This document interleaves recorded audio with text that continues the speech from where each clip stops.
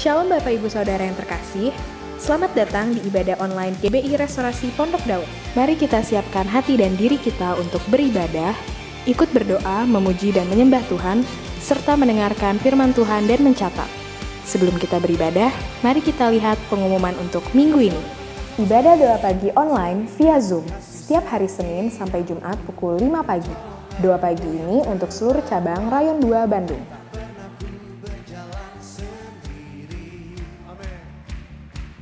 Healing Worship Online setiap hari Rabu pukul 7 malam di YouTube channel GBI Sukawarna.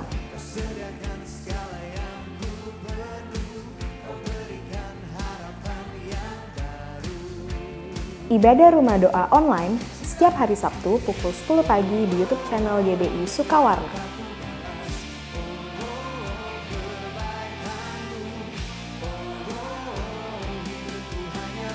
Ibadah Online Kids setiap hari Minggu mulai pukul 7 pagi di YouTube channel Kids GBI Sukawarna.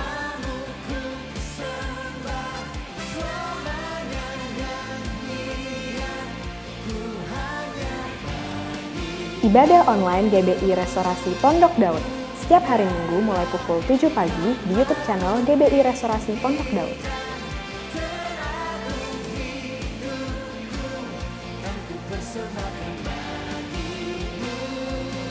Menara Doa Online via Zoom. Setiap hari Rabu pukul 5:30 sore, Menara Doa ini terbuka untuk seluruh jemaat dan pengerja. Informasi lebih lanjut dapat menghubungi Sekretariat Gereja di nomor berikut ini.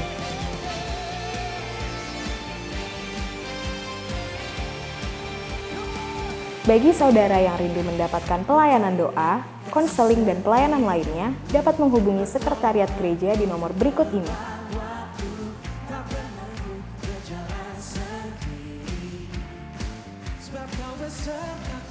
Persembahan persepuluhan dapat ditransfer ke Bank BCA 52301911681 atas nama GBI RPD SE Persepuluhan.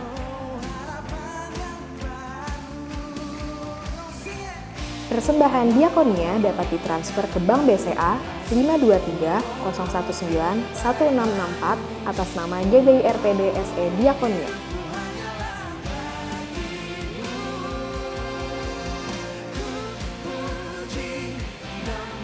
Persembahan pembangunan dapat ditransfer ke Bank BCA 52301911686 atas nama GBI RPD SE Pembangunan.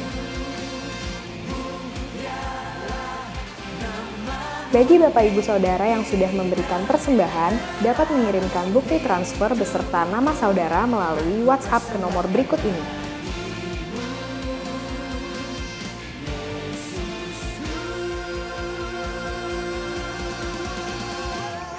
Bagi Bapak Ibu Saudara yang ingin mengetahui informasi mengenai kegiatan GBI Restorasi Pondok Daud, dapat mengikuti media sosial GBI Restorasi Pondok Daud berikut ini. Bangun kesatuannya, kau akan lihat kemuliaan, itu milik kedua. Karena Bapak sudah memberikan, jangan sampai hilang kemuliaan itu.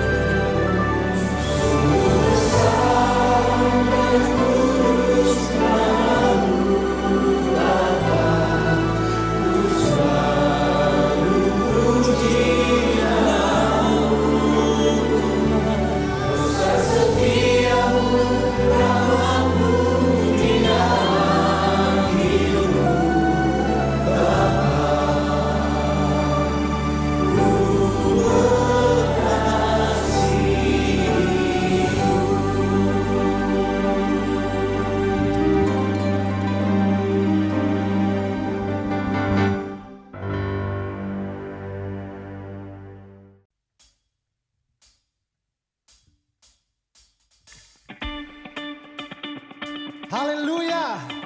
Perbuatannya ajaib bagi setiap kita, katakan amin.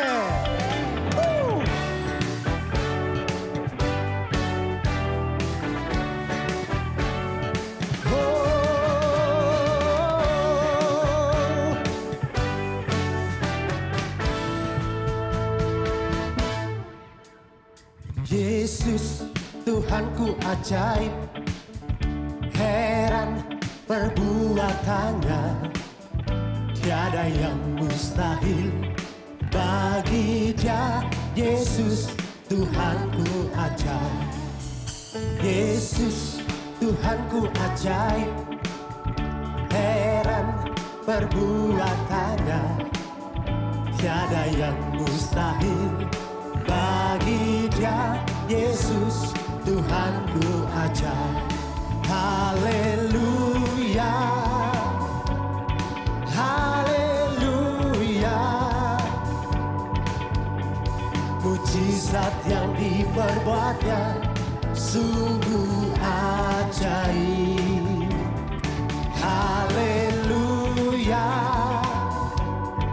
haleluya. Untuk selama-lamanya Tuhanku ajaib. Sorakan haleluya, sebab perbuatannya ajaib bagi setiap kita. Katakan amin. Mari lebih lagi saudara, katakan Yesus Tuhanku ajaib. Heran perbuatannya, tiada yang mustahil bagi Dia. Yesus Tuhanku ajaib. Haleluya, haleluya. Mujizat yang diperbuatnya sungguh ajaib. Haleluya, haleluya. Untuk selama-lamanya Tuhanku ajaib. Haleluya, haleluya.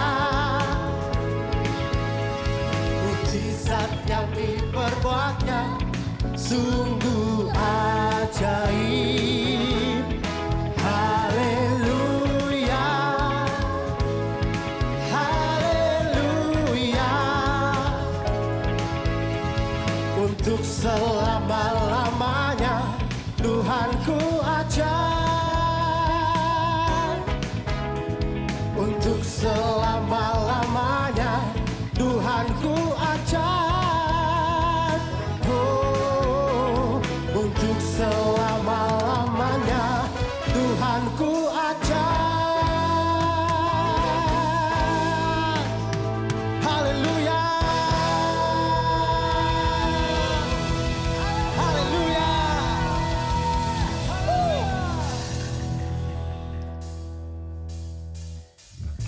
Mari tepuk tangan bersama-sama saudara.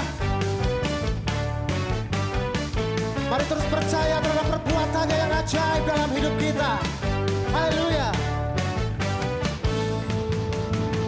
Yesus, aku percaya. Yesus, aku percaya. Yesus, aku percaya. Yesus, aku percaya. Kau pulihkan, sembuhkan mujizat di dalam hidupku. Hey! Yesus, aku percaya. Yesus, aku percaya. Yesus, aku percaya. Yesus, aku percaya. Kau pulihkan, sembuhkan mujizat di dalam hidupku. Mari bersama-sama katakan haleluya, haleluya, haleluya.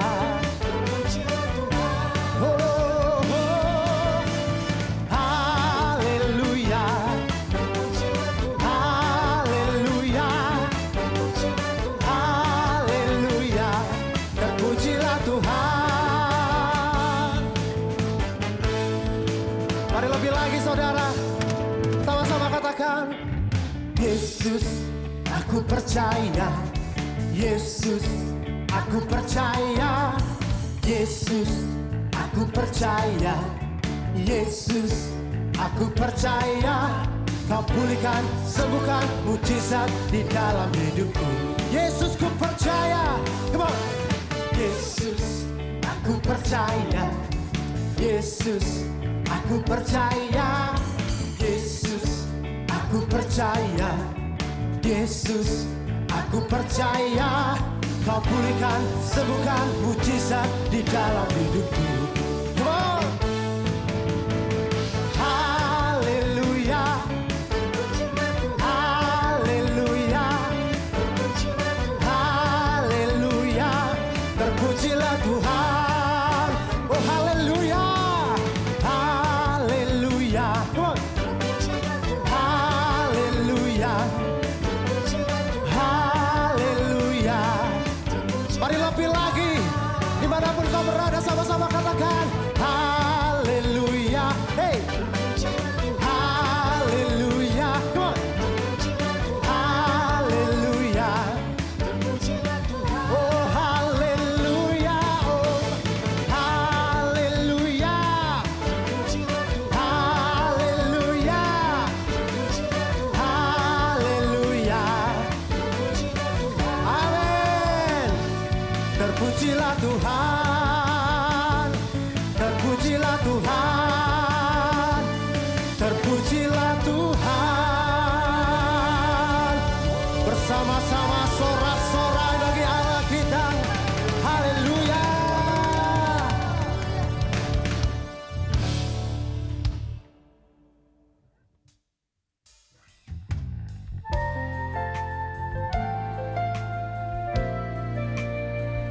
Kami mau terus percaya terhadap firman-Mu. Haleluya. Terima kasih. Ku yakin akan firman-Mu, Tuhan. Kuasa-Mu tak pernah berubah. Selama matahari masih bersinar, ku tahu mujizat-Mu tetap ada. Ku pegang teguh janji-Mu, Tuhan. Mesti tak ada alasan untuk berharap.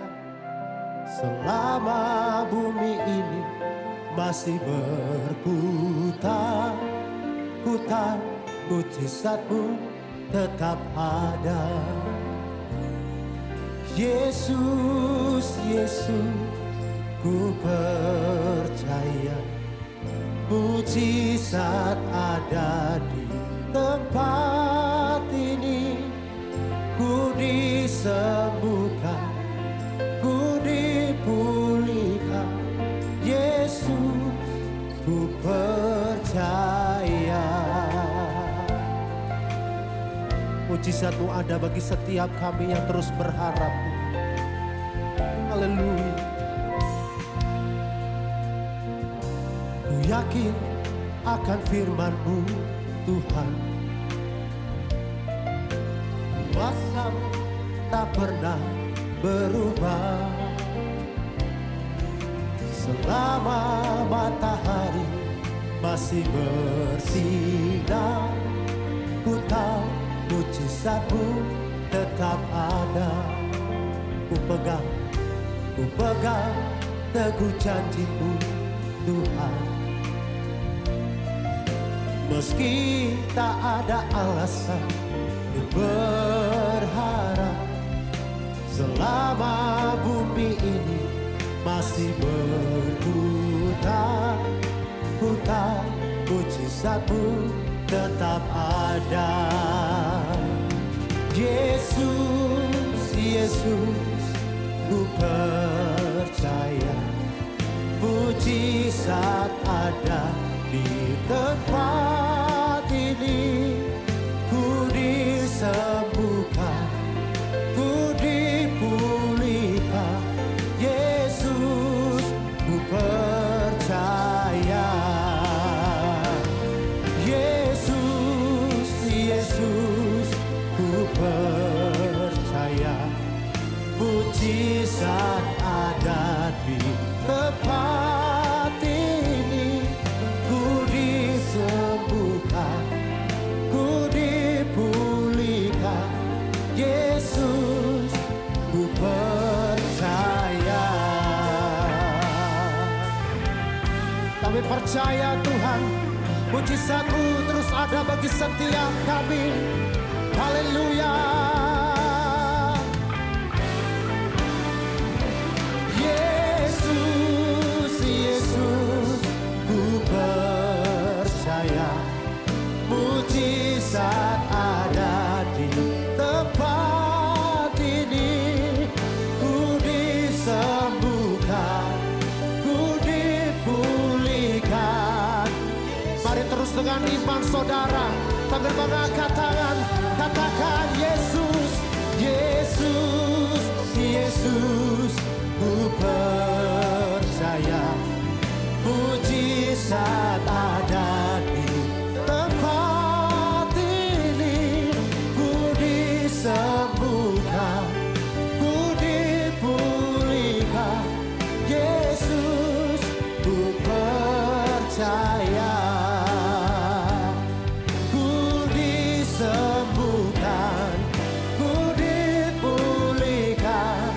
Yesus, ku percaya. Yesus, ku percaya. Yesus, ku percaya.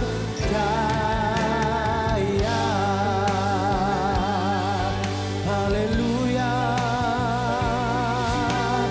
Oh, kami percaya firman-Mu ya dan amin Tuhan. Haleluya. Jadararabu, sikararabu. Haleluya. Oh, syaralabaralabaralabaralabaralabaralabaralabar. Mari terus taruh pengharapan kita hanya kepada Tuhan, saudara. Mari terus percaya kepada firman-Nya, sebab firman-Nya ya dan amin. Dia yang terus menyertai kita, Dia yang terus akan menolong setiap kita. Urabata kaya shane, haleluya, syaranarabu, shikararabu. Mari angkat kedua belah tanganmu, saudara. Dimanapun engkau berada saat ini, mari angkat kedua tanganmu. Mari terus berharap kepada Tuhan. Mari mulai nyembah Dia, saudara. Engkau boleh berbahasa roh saat ini. Shikaralabaralabaralabaralabaralabaralabar. Shikaralabu, syaralabaralabaralabaralabaralabaralabar. Shikaralabu. Haleluya, kami disembuhkan, kami percaya Tuhan, kami dipulihkan. Shikaralabu. Apapun keadaan kami saat ini Tuhan, ketika kami terus berharap kepada Tuhan, kami akan mengalami kemenangan, kami akan dipulihkan. Yang sakit pun disembuhkan di dalam nama Yesus. Shekararabu, yaralabaralabaralabaralabar. Shandararabu, yaralabaralabaralabaralabar. Haleluya. Oh, shandararabu. Mari taruh tangan kita di dada, saudara. Rasakan jamahannya, rasakan lawatannya. Oh, kasih Tuhan yang begitu besar melawat engkau saat ini. Mari terus buka hatimu, saudara. Alami jamahan kuasanya yang akan membangkitkan setiap kita. Kalau ada di antara kita ada yang lemah saat ini, waktunya engkau berkata, Tuhan, Engkaulah kekuatan kami, Tuhan. Kalau ada saat ini yang sedang sakit, waktunya saat ini kau berkata, Tuhan, Engkau penyembuh bagi setiap kami. Bilur-bilur-Mu telah menyembuhkan kami dengan sempurna. Kami terima di dalam nama Yesus.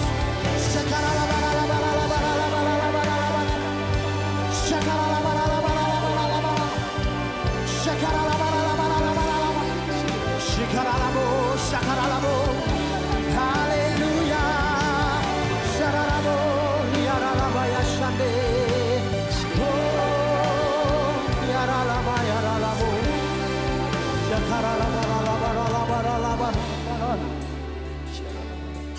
Walau 1000 rebah di sisiku, Kau tetaplah Allah penolongku. Walau 10.000 rebah di kananku, takkan ku goyah, sebab Yesus sertaku. Mari dengan iman saudara katakan, walau 1000 rebah di sisiku, ya, Kau tetaplah Allah penolongku. Walau 10.000 rebah di kananku, takkan ku goyah, sebab Yesus sertaku. Oh, haleluya. Terima kasih Tuhan. Terima kasih Yesus, terima kasih Tuhan. Kami percaya bahwa dalam keadaan yang baik, walaupun dalam keadaan yang gak baik, Tuhan terus pegang kendali hidup kami. Kau selalu jaga hidup kami Tuhan. Seperti yang tertulis dalam Mazmur 91, bahwa di dalam lindungan Allah, orang yang duduk dalam lindungan yang maha tinggi dan bermalam dalam naungan yang maha kuasa akan berkata kepada Tuhan, tempat perlindunganku dan kubu pertahananku, Allahku yang kupercayai. Sungguh Dialah yang akan melepaskan engkau dari jerat penangkap burung, dari penyakit sampar yang busuk. Dengan kepaknya yang akan menduduki engkau, di bawah sayapnya engkau akan berlindung. Kesetiaannya ialah perisai dan pagar tembok. Kau tak usah takut terhadap kedahsyatan malam, terhadap panah yang terbang di waktu siang, terhadap penyakit sampar yang berjalan di dalam gelap, terhadap penyakit menular yang mengamuk di waktu petang. Walau 1000 orang rebah di sisimu dan 10.000 di sebelah kananmu, tetapi itu tidak akan menimpamu. Engkau hanya menonton dengan matamu sendiri dan melihat pembalasan terhadap orang-orang fasik. Sebab Tuhan ialah tempat perlindunganmu, yang maha tinggi telah kau buat tempat perteduhanmu. Malapetaka tidak akan menimpa kamu, dan tulah tidak akan mendekat kepada kemahmu. Sebab malaikat-malaikatnya akan diperintahkannya kepadamu untuk menjaga engkau di segala jalanmu. Mereka akan menatang engkau di atas tangannya, supaya kakimu jangan terantuk kepada batu. Singa dan ular tedung akan kau langkahi, kau akan menginjak anak singa dan ular naga. Sungguh hatinya melekat kepadaku, maka aku akan meluputkannya, aku akan membentenginya, sebab ia mengenal namaku. Bila ia berseru kepadaku, aku akan menjawab, aku akan menyertai dia di dalam kesesakan. Aku akan meluputkannya dan memuliakannya. Dengan panjang umur akan kukenyangkan dia, dan akan kuperlihatkan kepadanya keselamatan daripadaku. Amin. Amin.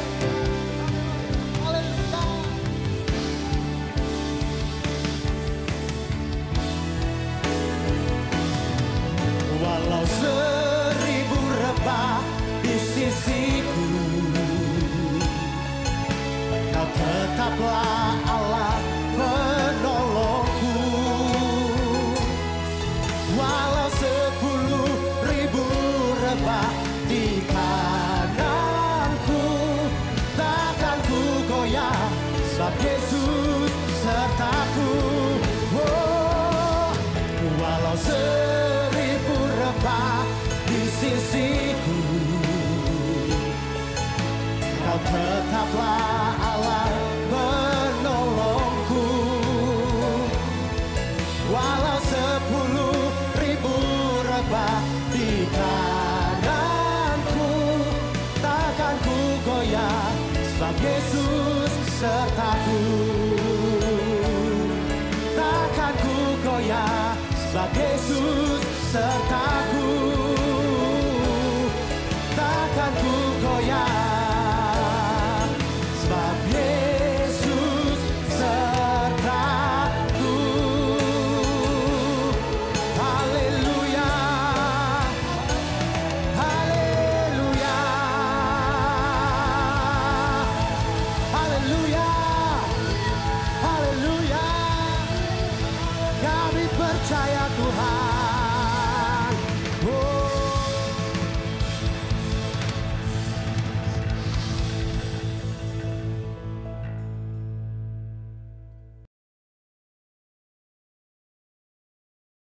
Shalom semua. Di tahun integritas ini, kita perlu belajar untuk memiliki kemurnian atau kesucian hati. Di dalam Mazmur 24 ayat 4, salah satu pengertian integritas adalah bersih tangan dan murni hati, yang artinya tidak adanya motivasi yang salah di dalam orang tersebut, alias bersih. Dan jika kita ingin belajar tentang kemurnian atau kesucian hati, kita harus belajar dari ahlinya, yaitu Tuhan Yesus, the man of integrity. Ada ungkapan yang mengatakan, jika kita ingin belajar, belajarlah dari ahlinya. Artinya, kita harus totalitas dalam belajar dan belajar dari mereka yang tidak hanya menguasai teori, tetapi juga telah mempraktekkan dan menghidupi yang diajarkannya. Sehingga dapat dikatakan bahwa Yesus adalah guru agung dan teladan kita dalam hal kesucian hati. Mari kita belajar bersama beberapa teladan dari kehidupan Yesus mengenai kesucian hati. Yang pertama, Yesus tidak memiliki motivasi yang salah. Di dalam Matius 4 ayat 1-11, Yesus membuktikan dirinya bukan melalui kehebatan pelayanan, tetapi dari ketaatan, firman, dan perintah Tuhan saja. Setelah Yesus selesai berpuasa 40 hari, iblis mencoba Yesus dan melontarkan kata, "Jika engkau anak Allah," sebanyak 2 kali. Di mana iblis seolah-olah menggoda Yesus untuk membuktikan dirinya sebagai anak Allah. Tetapi Yesus tidak berusaha membuktikan dirinya dengan mengikuti kehendak iblis, melainkan dengan menunjukkan ketaatannya kepada perintah Allah di dalam firman Tuhan. Mengikuti teladan Tuhan Yesus dalam hal kesucian hati, artinya kita tidak memiliki motivasi untuk membuktikan diri melalui kehebatan pelayanan kita, atau bahkan berusaha lebih menonjol dibandingkan Tuhan Yesus sendiri. Marilah kita menunjukkannya melalui ketaatan kita akan perintah dan kehendak Tuhan. Selain itu, di dalam Matius 9 ayat 35-36, dengan sangat jelas terlihat bahwa motivasi Tuhan Yesus dalam pelayanan adalah belas kasihan akan jiwa-jiwa yang lelah dan terlantar, seperti domba tanpa gembala. Jadi, apa motivasi pelayanan kita? Ingin terkenal, kekayaan, penghargaan, atau pengakuan dari orang lain? Mari kita cek motivasi pelayanan kita dengan kembali pada teladan Tuhan Yesus. Kita juga dapat belajar dalam Matius 10 ayat 7-8, di mana Yesus memperingatkan bahwa kamu telah memperolehnya dengan cuma-cuma. Karena itu, berikanlah pula dengan cuma-cuma. Murid-murid Yesus diperingatkan untuk tidak mencari keuntungan dari kuasa yang mereka miliki untuk mengadakan berbagai mujizat. Semuanya harus dilakukan cuma-cuma untuk menunjukkan sifat Injil Kerajaan, yaitu anugerah yang diberikan secara cuma-cuma. Kita tahu bahwa perbuatan baik Kristus untuk kita adalah cuma-cuma, sehingga seharusnya kita juga berbuat baik kepada orang lain dengan cuma-cuma. Selanjutnya, teladan Yesus yang kedua dalam hal kesucian hati adalah fakta bahwa Yesus tidak mencari pujian bagi diri sendiri. Salah satu bagian dari khotbah Tuhan Yesus di bukit dalam Matius 6 ayat 1-7, ia mengajarkan tentang hal memberi sedekah dan berdoa. Yesus mengingatkan supaya sedekah, doa, dan ibadah kita cukup Bapa kita di surga saja yang mengetahuinya. Ajaran Yesus ini sangat kontras dengan yang biasa dilakukan orang-orang munafik yang melakukan hal-hal tersebut supaya dilihat dan dipuji orang lain. Hal yang menarik juga dapat ditemukan dalam Matius 9 ayat 30-31. Saat Yesus berkata, "Jagalah supaya jangan seorang pun mengetahui hal ini." Di situ Yesus berpesan dengan sangat jelas kepada mereka yang telah disembuhkan untuk tidak mempromosikan dirinya. Tapi karena apa yang mereka alami menimbulkan sukacita dan rasa syukur yang berlimpah, seketika masyhurlah nama Tuhan Yesus di seluruh daerah itu. Hal ini mengingatkan kita bahwa promosi dan pujian tidak perlu dicari. Janganlah pelayanan yang kita lakukan adalah demi mengejar pujian dari mereka yang kita layani. Kita juga dapat belajar bahwa pengagungan dan penghormatan datangnya dari orang lain, bukan diri sendiri. Dalam Matius 17 ayat 9, Petrus, Yakobus, dan Yohanes menjadi saksi keistimewaan pribadi Yesus. Ketika Yesus dimuliakan, bahkan dikunjungi oleh Musa dan Elia. Yesus bisa saja menyuruh ketiganya memberitakan peristiwa tersebut kepada orang-orang Yahudi dan ahli Taurat sebagai legitimasi berita kerajaan Allah yang Yesus sampaikan sebelum ia wafat. Sehingga dirinya dipuji dan memperkecil penolakan para ahli Taurat. Tetapi Yesus tidak melakukannya. Teladan Tuhan Yesus yang ketiga dalam hal mengampuni kesalahan dan dosa. Di dalam Alkitab, Tuhan Yesus mengajarkan tentang kasih, di mana salah satu implementasinya adalah dalam hal pengampunan. Matius 5 ayat 38-48 mengajarkan agar kita jangan melawan orang yang berbuat jahat kepada kita, serta memberikan lebih dari apa yang dituntut oleh orang lain. Mau memberikan pinjaman, bahkan mendoakan mereka yang menganiaya. Dengan jelas Yesus mengajarkan kita untuk mengampuni tanpa batas. Semua hal ini telah dijalani Tuhan Yesus dan menjadi praktek hidup bagi kita. Ia melalui segalanya, mulai dari vonis hukuman tanpa bukti, penghinaan dan aniaya, sampai pada puncaknya yaitu penyalipan. Namun walaupun demikian, kita tahu di dalam Lukas 23 ayat 34, Tuhan Yesus tetap berkata, "Ya Bapa, ampunilah mereka, sebab mereka tidak tahu apa yang mereka perbuat."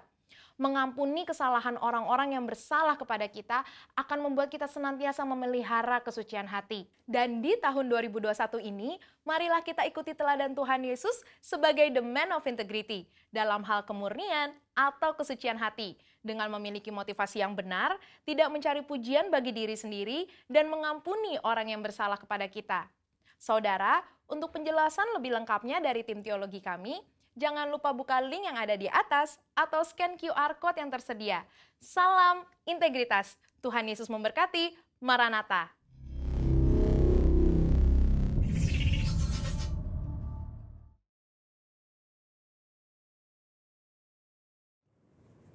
Puji Tuhan, satu kehormatan bisa kembali hari ini walaupun secara virtual, berjumpa kembali dalam ibadah yang diberkati Tuhan.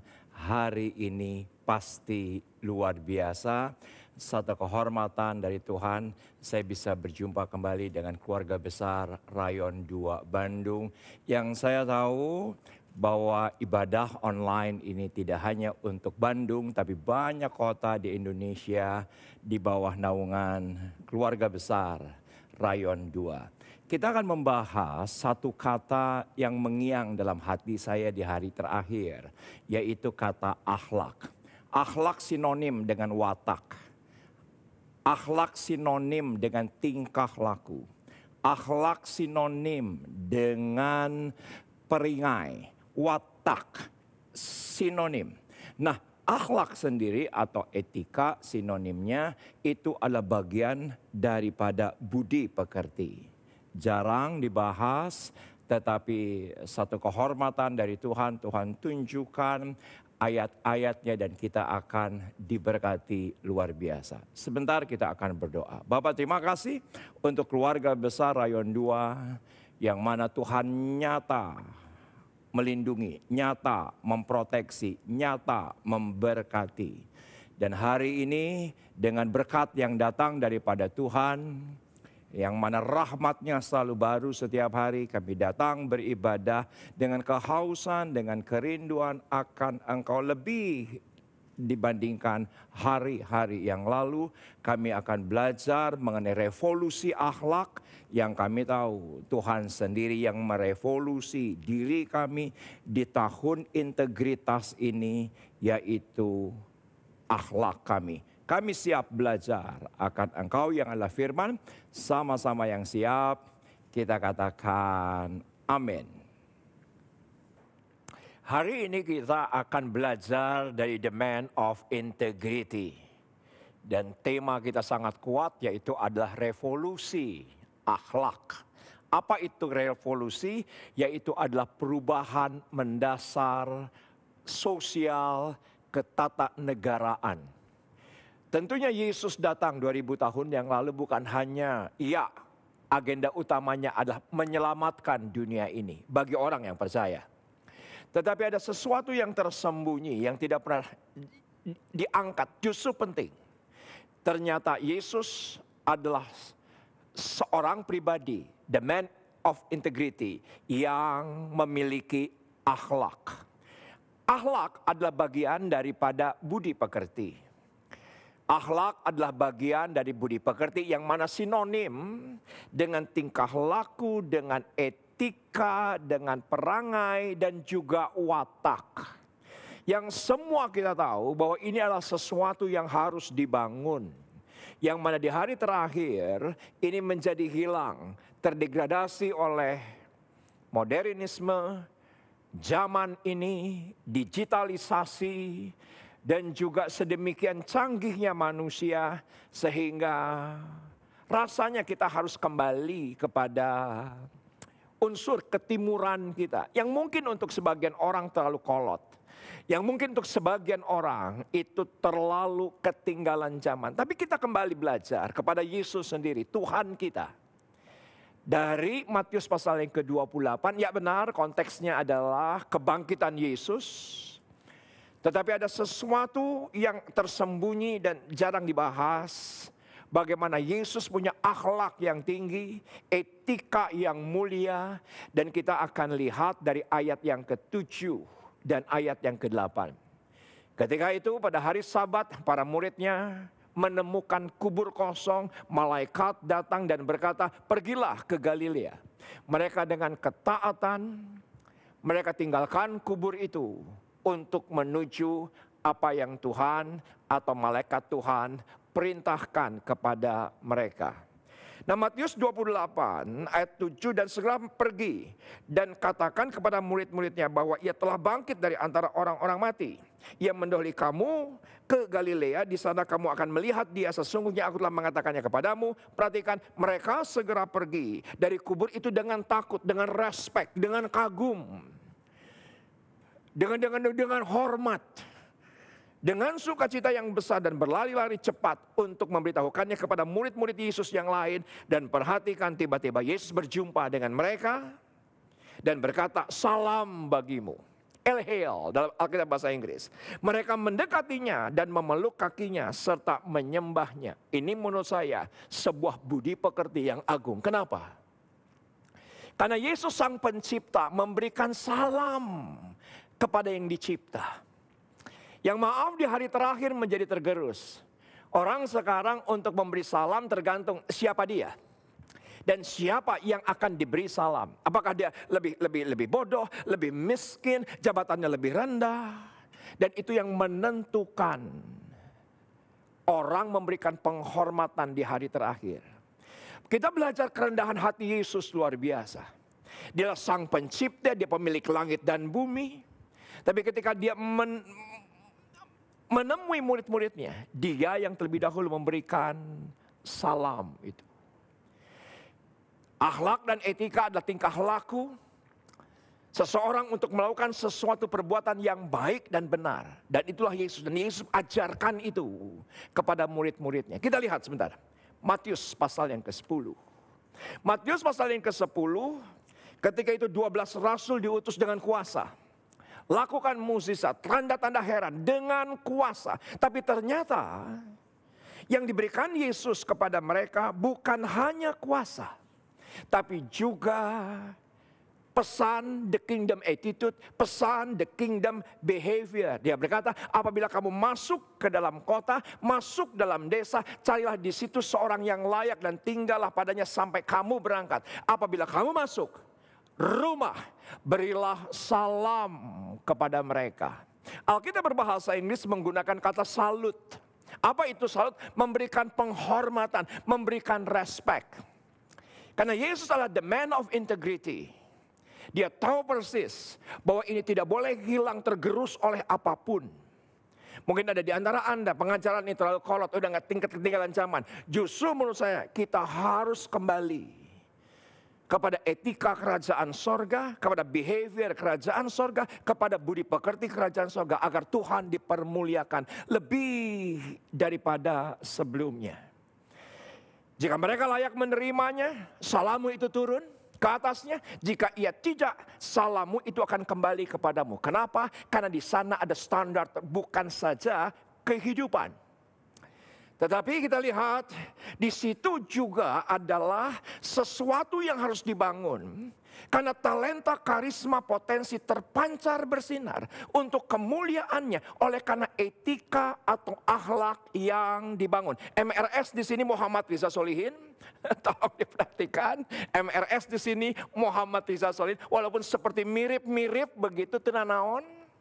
Tapi ya saya mau tegaskan, Yesuslah sang revolusioner daripada akhlak kerajaan sorga. Agar terjadi pada kehidupan Anda dan saya. Karisma, talenta, kuasa, kemuliaan yang Tuhan percayakan akan semakin terpancar dan membuat perbedaan.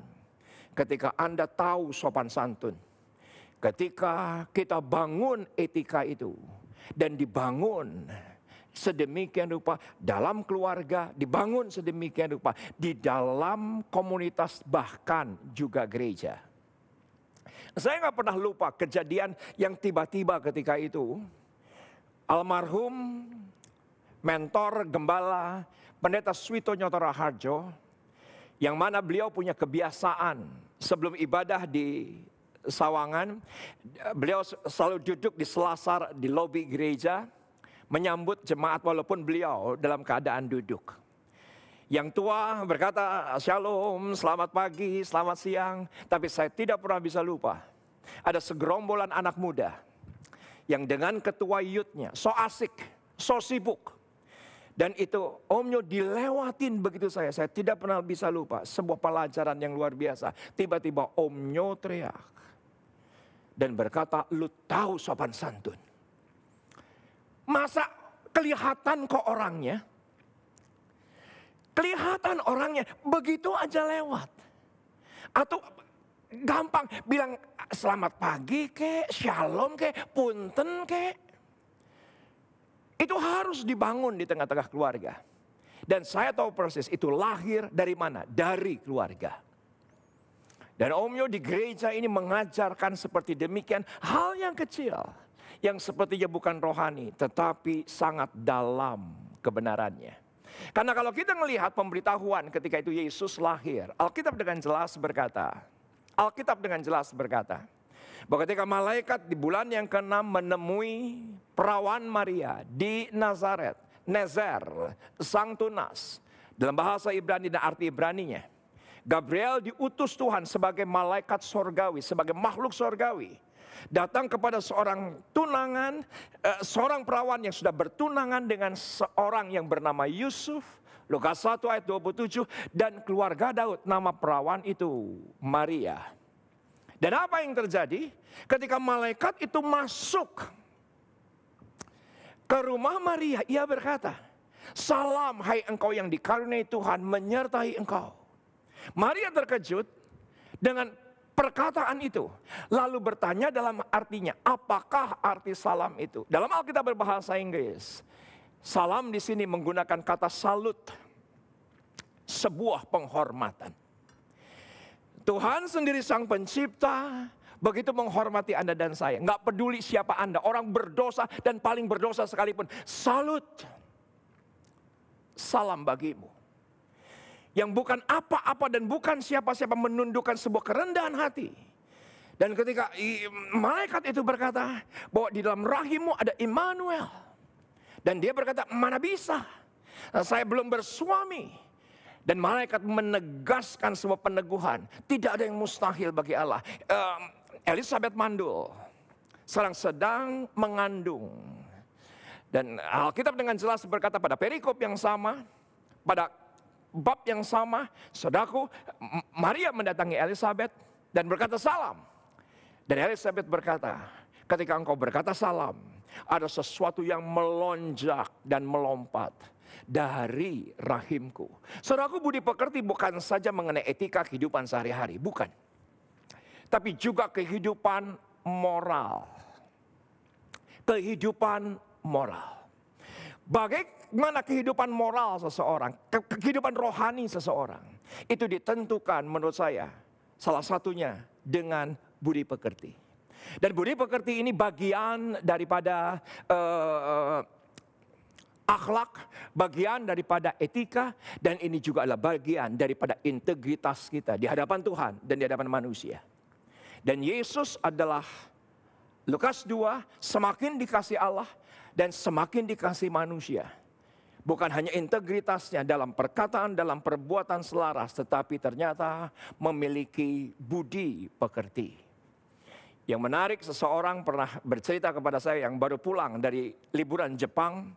Mereka berkata bahwa saya berlibur di Jepang bukannya berlibur, tapi belajar sebuah budaya, budi pekerti. Mereka tidak peduli siapa yang mau lebih tinggi, mau lebih muda, mau lebih miskin.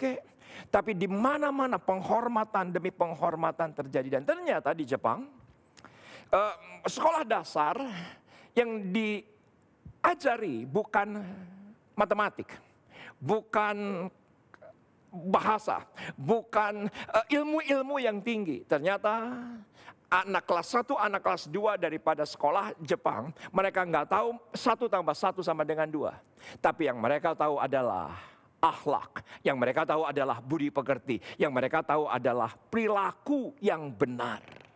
Mereka diajar, kalau di tempat umum ada ibu hamil, mereka diajar. Kalau di tempat umum ada orang yang lebih tua, diajar sedemikian rupa. Berbeda dengan di Indonesia. Di Indonesia baru pertama kali masuk langsung ditanya. Pertanyaannya, cita-citamu apa? Cita-citamu apa? Dokter, oh kurang keren. Guru, jangan, miskin. Yang hebat, yang dahsyat. Yang diukur daripada jabatan dan diukur daripada kekayaan. Bagi masyarakat Jepang, itu sesuatu yang memalukan. Itu sesuatu yang memalukan. Budi pekerti yang pertama adalah sikap positif yang saya catat dan pelajari. Yang termasuk dalamnya ada tindakan sopan santun. Dalam kehidupan gereja, dalam kehidupan komunitas, dalam kehidupan pelayanan harus ada yang namanya sopan santun. Beberapa waktu yang lalu trending viral di sosmed bahwa Yesus adalah Papa Gondrong. Menurut saya itu kurang sopan lah. Yesus bukan lagi disebut Bapa, tetapi sebutan-sebutan duniawi begitu. Menurut saya itu kurang santun lah. Kita harus menghormati Yesus kita yang adalah juru selamat kita. Dia saja, Sang Pencipta, salut kepada kita. Yang adalah orang berdosa. Siapa kita yang bisa berkata Papa Gondrong kepada Dia Tuhan di atas segala Tuhan? Menurut saya ini penting, sangat penting. Karena sikap dan tindakan yang diperoleh berdasarkan kebiasaan yang dibangun secara disiplin sedari kecil, itu harus diperhatikan. Kita sekolahkan anak kita tinggi tapi kurang ajar. Maaf, nggak ada guna. Kita sekolahkan di luar negeri mahal, tetapi tidak santun kepada satu dengan yang lain, tidak akan pernah berhasil hidupnya. Dan ini hilang, terdegradasi oleh zaman. Mungkin Anda berkata khotbah ini kolot, tapi menurut saya ini harus diangkat agar semua kita lebih lagi memuliakan Tuhan. Sedari kecil saya dengan istri saya Elsa rewelnya luar biasa mengenai hal ini kepada anak-anak, apalagi kepada cucu-cucu. Yang mereka selalu so asik, so sibuk, nggak peduli sekelilingnya. Yang penting saya main gadget, nggak peduli dengan sekelilingnya. Yang penting main HP, nggak peduli dengan sekelilingnya. Yang tidak mempedulikan orang-orang di sekitarnya. Untuk apa? Kita perlengkapi mereka dengan sesuatu yang mahal dan yang berharga, tetapi hilang budi pekerti, akhlak dan etika. Yang ketiga adalah sikap yang terbentuk dalam benak setiap orang serta dengan sendirinya diterapkan dalam kehidupan sehari-hari. Dalam kehidupan sehari-hari. Setelah saya mendapatkan pewahyuan ini, saya praktekkan dalam kehidupan sehari-hari, walaupun kecil. Walaupun nggak berharga, siapapun dia. Ya saya gembala sidang, siapapun dia. Ya saya orang tua, siapapun dia. Saya perlakukan ini agar ini menular, dan penularan ini pasti akan memuliakan nama Tuhan. Dunia akan percaya siapa Yesus, the man of integrity. Dunia akan melihat kemuliaannya ketika gereja, anak-anak Tuhan tidak lagi berlaku kurang ajar, tapi berlaku santun dalam kebiasaan sehari-hari kita. Tata laku yang keempat atau perbuatan yang berasal dari kesadaran individu dalam berkomunikasi dan berinteraksi dengan orang-orang lain. Ini juga sangat penting. Yang mana sekarang itu tergerus oleh zaman, yang mana sekarang itu tergerus oleh digitalisasi. Bahkan dalam dunia digitalisasi sekalipun. Ketika WA, sok atau bilang nuhun, dah gitu. Sok atau bilang terima kasih begitu. Apa susahnya sih? Lewat punten sekedar pada ngaliwat. Apa susahnya? Tetapi itu hilang sedemikian rupa karena kecanggihan dan menganggap ini adalah sesuatu yang kolot. Tetapi saya sebagai hamba Allah diingatkan Tuhan agar keluarga demi keluarga betapa indahnya kalau saling menghormati.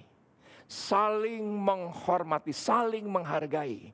Betapa indahnya dan betapa luar biasa rumah kita. Karena ini bukan saja berbicara soal kehidupan sehari-hari, tapi ini adalah moral. Yang pertama, sikap positif yang termasuk di dalamnya adalah tindakan sopan santun, kesantunan, dan Alkitab berkata bahwa kasih itu sopan santun. Salah satu daripada kasih itu santun. Salah satu daripada kasih itu adalah kesantunan.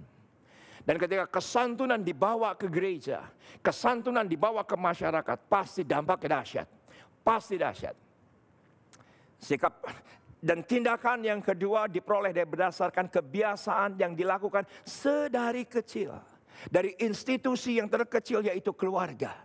Akhlak dibangun. Kita berkata dengan santun, berperilaku dengan santun. Karena yang ketiga itu adalah bentuk komunikasi ketika kita berinteraksi. Kita tidak sok asik sendiri, nggak sok cuek sendiri. Ya mungkin Anda berkata, ya saya pendiam Pak. Nggak ada hubungannya dengan apa Anda soal pendiam atau tidak. Ini soal kesantunan yang diajarkan dari kecil dan bagaimana kita berkomunikasi. Dan yang keempat, tata laku ini kita gunakan untuk ketika kita ada dalam masyarakat, berbaur dengan masyarakat. Kita sebagai orang percaya, kita sebagai anak-anak kerajaan Allah. Dunia mendapati semua kita adalah santun. Sesuatu yang luar biasa. Seseorang yang memiliki etika yang baik menggambarkan kualitas hubungan dan ketaatan kepada Tuhan. Saya berani bilang itu. Contoh sederhana, ibadah online. Bangun pagi kulehe can mandi atau kumaha. Sikap kita dalam penyembahan kita gimana? Kita menghadapi orang dunia saja kita berpakaian rapi. Saya membiasakan diri kalau saya ada di rumah. Minimal saya mandi dulu lah sebelum ibadah. Nggak gogoleran di kamar, tidur-tiduran sambil di kamar, nyembah sambil tiduran. Kualitas hubungan kita dengan Tuhan dengan rasa respek, salut, hormat. Itu harus tergambarkan dalam ibadah kita. Yang maaf ini hilang ketika online. Karena saya tahu persis ketika kita bergerak dalam satu dimensi yang baru, era yang baru. Kendali bukan lagi pada gereja. Kendali bukan lagi pada gereja. Sekarang kendali ada pada Anda, jemaat Tuhan. Iya, Anda bisa pindah channel. Anda bisa pindah sesuai dengan kesukaan Anda dan selera Anda. Saya tahu persis. Dan itu hak Anda dan Tuhan mengasihi Anda. Tapi ketika Anda datang dengan santun kepada Tuhan, santun kepada hadirat Allah, saya begitu yakin, tidak ada yang pernah sia-sia di hadapan Tuhan. Walaupun ini sebuah hal yang sangat sederhana dan sangat kecil. Karena etika kita, watak kita, perilaku kita dalam pelayanan, itu terlihat dalam etika, terlihat dalam akhlak kita. Dalam penyembahan sekalipun nggak asal. Ya memang benar. Anda sekarang sambil tiduran, sambil makan. Ikutin ibadah, Tuhan tetap mengasihi Anda. Tuhan tetap mengasihi Anda. Tetapi betapa indahnya ketika di rumah orang sudah siap, sudah bergegas, menghususkan diri. Bukan yang penting kan asal ibadah. Yang penting kan saya hari ini udah ibadah hari Minggu. Bukan seperti itu. Tapi dengan rasa respek, dengan rasa salut, hormat. Karena dia adalah segalanya dalam kehidupan kita. Maka ketaatan kita kepada Tuhan ditentukan dari perilaku kita sehari-hari. Cok bayangkan sekarang. Mun sapopoe sangeunahna. Dalam kebiasaan sehari-hari seenak udah. Maaf, itu akan tergambarkan dalam pelayanan kita. akan tergambarkan ketika kita bergereja, akan tergambarkan ketika kita beribadah kepada Dia. Ya, enggak ada yang lihat, Pak. Saya tahu persis. Tidak ada yang lihat. Tapi ini harus dibangun kebiasaan ini. Dan menjadi standar moral di tahun integritas ini. Kemampuan, kebiasaan, keahlian menjadi sia-sia bila tanpa etika yang benar. Kebiasaan, talenta, keahlian yang canggih sekalipun menjadi murah dan tidak ada harganya. Bila akhlak kita bobrok, bila etika kita kurang ajar kepada orang-orang yang di sekitar kita, tidak ada gunanya. Dan saya berdoa, hari ini kita belajar dari The Man of Integrity. Ternyata Alkitab kita mengajarkan etika, mengajarkan akhlak. Dan saya percaya kita akan lebih lagi memuliakan Tuhan di tahun 2021 ini. Tahun integritas. Kita berdoa. Bapak, terima kasih untuk pelajaran hari ini. Yang selama ini tidak tersingkap, yang selama ini tidak dibukakan. Tapi oleh karena anugerah Tuhan, oleh karena kasih karunia, Engkau menginginkan kami punya standar ilahi dan Tuhan mampukan sendiri. Dan Tuhan sanggupkan sendiri. Dan Tuhan juga tolong kami oleh karena anugerah. Ini hal yang kecil, ini hal yang kolot, tapi agar tidak hilang di antara keluarga kerajaan Allah. Dimanapun kami berada. Dan kami dalam perilaku kami, watak kami memuliakan nama Tuhan. Dan Tuhan disukakan. Terpujilah namamu. Amin. Angkat tangan saudara. Terimalah berkat Tuhan.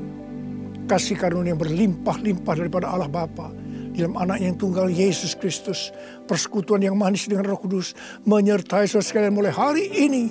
Sampai Tuhan sudah datang menjemput kita di awan-awan. Dan bahkan sampai selama-lamanya. Yang percaya bersama-sama katakan amin.